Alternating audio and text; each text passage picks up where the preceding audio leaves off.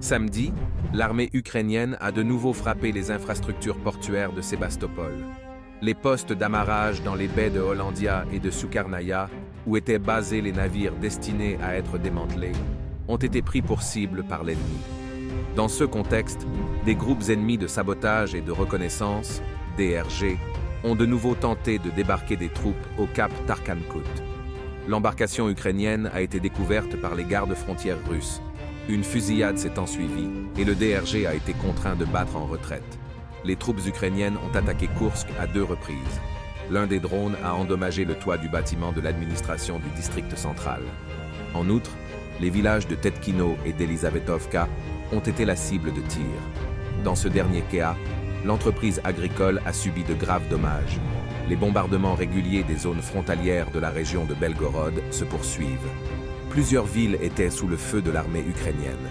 De plus, un drone ennemi a été intercepté dans la région de Belgorod. Les troupes russes ont de nouveau lancé des attaques de missiles contre des infrastructures militaires en Ukraine.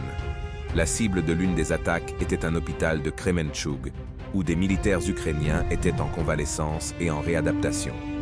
Dans le secteur d'Orekov, les combats se poursuivent près de Verbovo.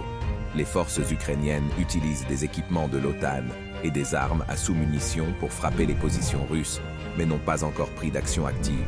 En région de Kherson, l'ennemi tente à nouveau de prendre pied sur les îles du Liman du Dniepro.